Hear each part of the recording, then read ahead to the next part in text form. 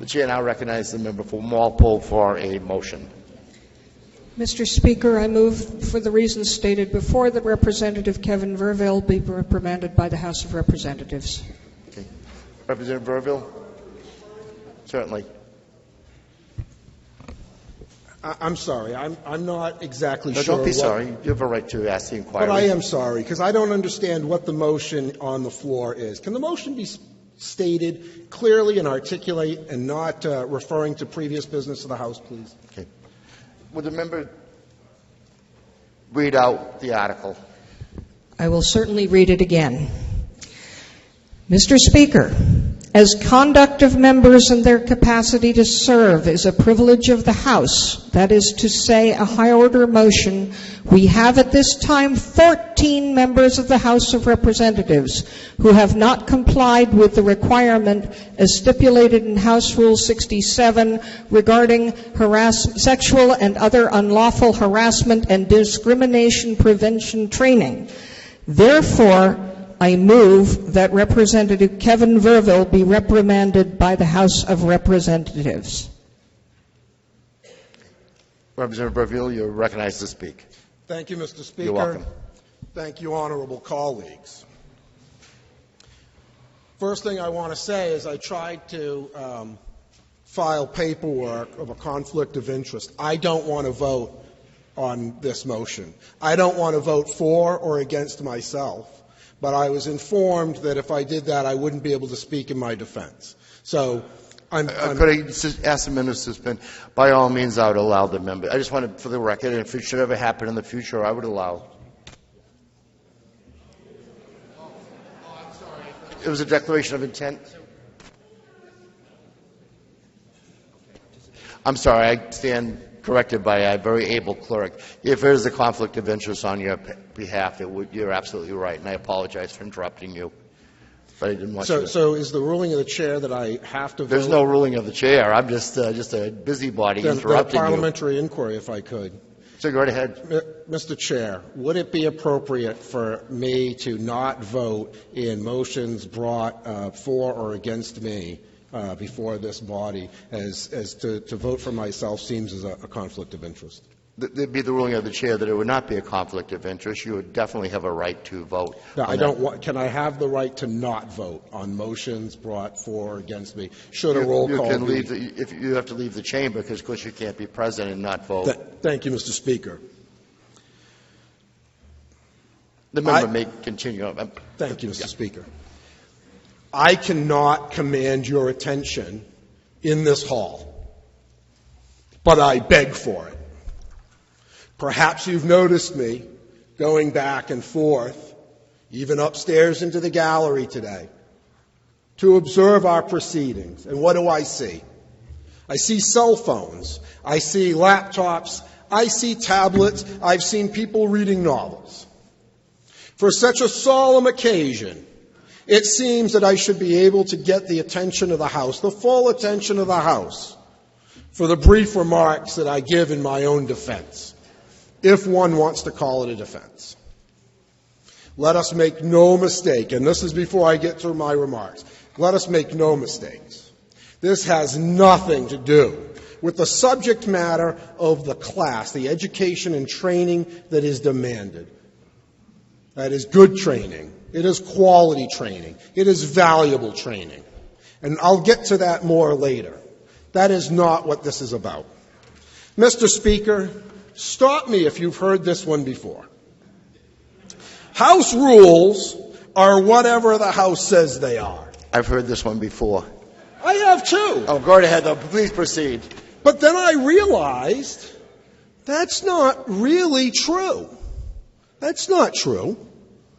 What does the House say that the rules are? House Rule 64 states, sources of authority. The procedures of the New Hampshire House shall be derived from the following sources in the order of precedence listed. A, constitutional provisions. B, rules of the House, the New Hampshire House. C, customs, usage, and precedent. D, adopted parliamentary manual, that's Mason's, 2010. And E, statutory provisions. So, House rules rightly point to the supremacy of the New Hampshire State Constitution. I'm all in on that. We got that right. So what does the New Hampshire State Constitution say House rules are? The New Hampshire State Constitution states in Part 2, Article 2, that the House of Representatives shall choose their own Speaker, appoint their own officers, and settle the rules of their proceedings. Settle the rules of proceedings in their own house, and shall be the judge of returns, elections, and qualifications of its members, as pointed out in this Constitution. So it's clear, and there can be no doubt, that the Constitution of the state of New Hampshire is the overriding framework for the creation of House rules, and that the House rules must be in accordance with our state Constitution. The New Hampshire Constitution is quite clear that House rules are for proceedings, and proceedings only. Nothing more, nothing less. There are currently 111 House rules, of which 110 are specific to the proceedings of the House. To get a flavor for House rules, because sometimes we forget, and reading by section titles only, because that's how we like to operate, House rules are divided up as follows.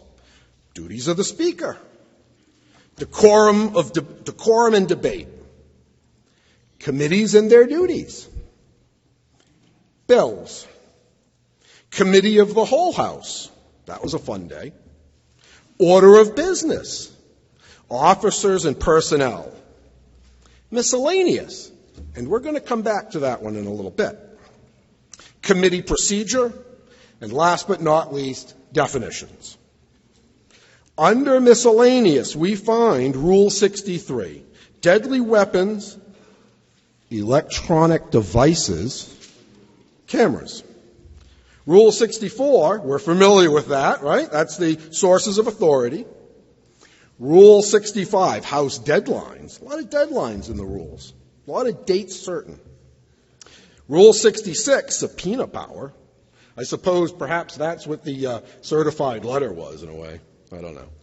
Rule 67, harassment training. Rule 67, well intended, is a new and unprecedented rule. Adopted at the beginning of the 2019 session, and is the only rule that does not pertain to House proceedings. Rule 67 reads, all legislators, legislative officers, and legislative staff shall attend in-person education and training regarding sexual and unlawful harassment and discrimination. Rule 67 is not a rule of proceedings, and therefore is an unconstitutional and unenforceable mandate. And it's for this reason, and this reason alone, that this body should not find me in noncompliance with House rules. How can anyone be found in noncompliance with something that is not constitutionally valid? I swore an oath to uphold the Constitution of the state of New Hampshire, and I have upheld that oath. And I have followed legitimate House rules, and will continue to do so. Here's the problem. What are the limits of further mandates of action that a simple majority of House members may impose upon members of the body? This is a very slippery slope. A slippery slope of which I shall refuse to take the first step. The good member from Milford who went first. God bless you, sir. God bless you. It was moving testimony. And he gave you a glimpse of your future, didn't he? Didn't he? because he told you what he wants the next step on the slippery slope to be, right? So shall a simple majority of the House mandate education and training regarding, I don't know, things like constitutional authority? Because at this point, I would say that would be a good one. Meaning no offense to any member of this august body, myself included. I'm not as fit as I may appear. Perhaps first aid, CPR, and AED training might be a higher priority for this body. I don't know. Imagine the day, if you dare, and I know many of you don't, and I don't blame you. Imagine the day when the other side of the aisle takes the majority and mandates things like firearm safety training.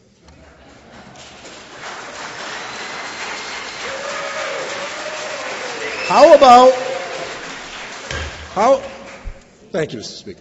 How about a lesson in Austrian economics? You guys familiar with Austrian? Perhaps we should go the other way. Because I clearly am deficient in Keynesian economics. I don't have any idea how one pushes string. So perhaps I need training there. Maybe next year, should I be reelected, should I even choose to run, right? Maybe I need training in Keynesian economics to be able to do the understanding of some of these bills that have been brought before this body. I don't know. Make no mistake about it, and this is important. I have successfully completed the education and training by Rule 67. And I have a form right here in my jacket pocket and stapled to the back of the very notes in my hand for my employer to prove it. I will present such evidence to anyone who shall request it. But I shall not submit it to the House for the purposes of complying with Rule 67, an unconstitutional rule. Thank you. I will go so far to disavow such proof should anyone swear to the Speaker of the House or maybe the clerk that they have witnessed my evidence demonstrating compliance with House Rule 67. It is appropriate, after all, for an employer to require such training of employees. New Hampshire state representatives are neither employees of the state of New Hampshire, nor are we employees of the New Hampshire House of Representatives. It's not in my notes, but technically, we're not even co-workers, right? Sometimes I work diligently at odds with many people in this room to advance an agenda that you don't agree with. We are elected officials accountable to our constituents. I believe that such training would be appropriate to include in the House orientation training provided to every member every 2 years. If you want to do that, that's where it belongs. So, how is it that this House shall now deem House members, myself, in nonconformance with House Rule 67, when there is no mandate to demonstrate proof of compliance in this rule, within the rule, or any of the other rules? There's nothing that mandates that I give you this form for proof of compliance. That's not in there. Every time-sensitive House rule has listed a date certain by which compliance must be met. Given that there is no date certain by which compliance must be met, then it is reasonable to assume, and the Speaker disagrees, I understand that, but it's reasonable to assume that the deadline is simply prior to the end of our term. The end of our term is a date certain, right? We all know when that is. After which date, the question is moot. So we have a rule. We have Rule 63. And I want to draw our attention to the end of Rule 63. With the exception of devices for hearing impaired, No member shall operate audible electronic transmitting and/or receiving devices, nor shall any member operate a video camera or a camera utilizing flash bulbs on the floor of the House while the House is in session. So we all are. I am too. I can. On that one, I'll confess my guilt. For that one, certainly. But many of you will say, well, no representative from Deerfield. You forget. You forget that in the beginning of the session, the Speaker gave us all a dispensation, right? That, well, you can use those devices as long as, well, I guess nobody thinks you're violating the rule. So we have a rule that means something other than what the rule says, right? So we have a rule against these devices I can see right now in use, right? But then I have a rule that doesn't mandate that I show any proof I've complied. So now we have rules that mean things that aren't written in them. I am terribly confused as to how I am supposed to operate under House rules when some rules mean things that they don't say and other rules mean things that they don't say. I don't know.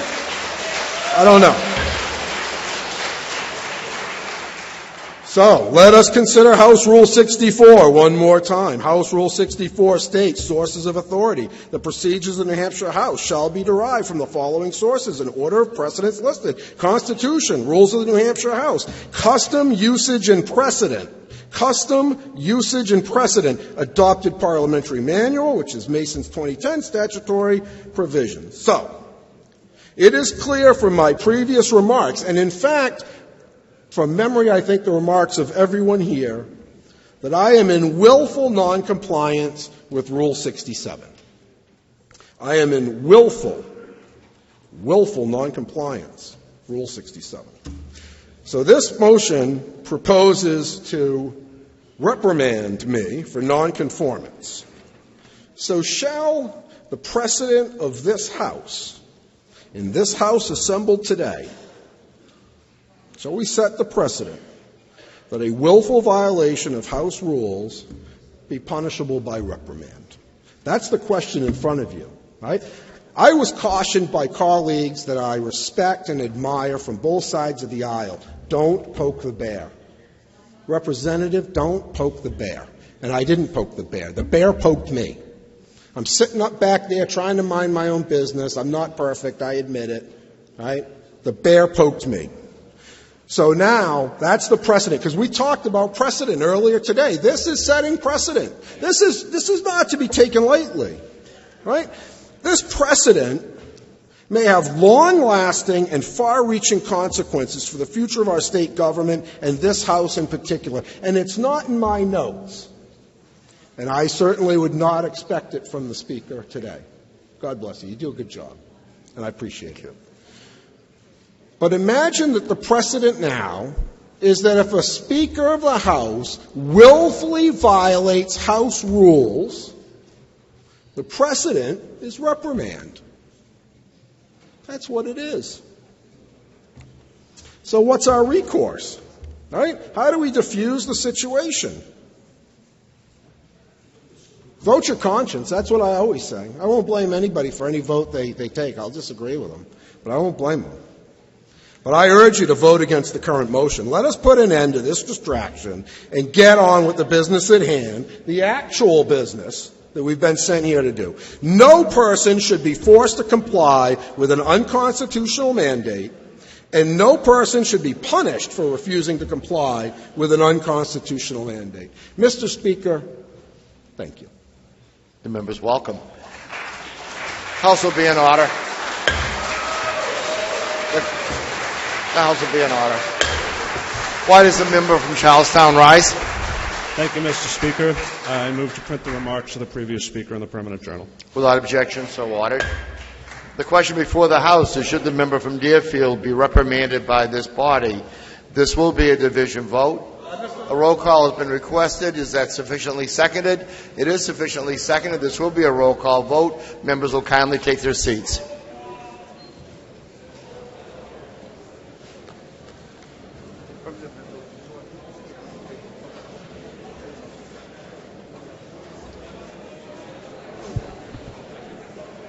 He's going to do a PI.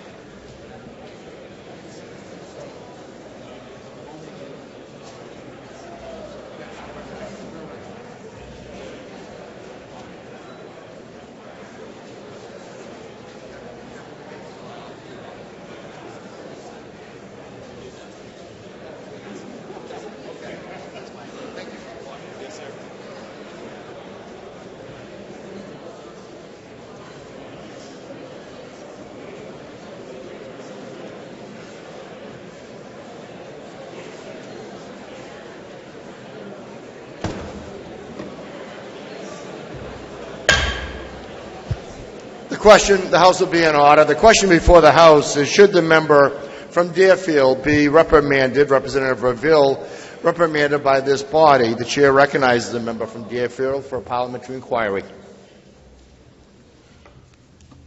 Thank you, Mr. Speaker.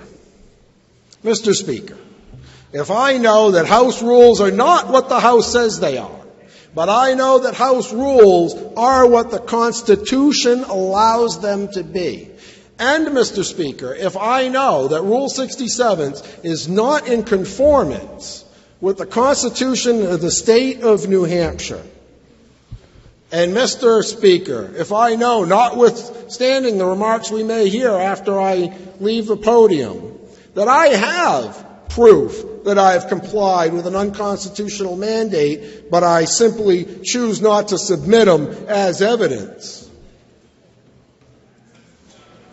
then would I now press the red button? The House will be in order. The question before the House is, should the member from Deerfield, Representative Verville, be reprimanded by this body? The chair recognizes the member from Walpole for a parliamentary inquiry. Thank you, Mr. Speaker. Mr. Speaker, if I know that House Rule 67 provides that all legislators shall attend in-person education and training regarding sexual and other unlawful harassment and discrimination, and if I know that despite being given repeated notices and several opportunities to participate in the training, the representative has not done so, would I then push the green button in support of the reprimand? This will be a roll call vote. The question before the House is, should the member from Deerfield be reprimanded by this body? If you're in favor, you'll press the green button. If you're opposed, you'll press the red button. Voting stations will be open for 30 seconds.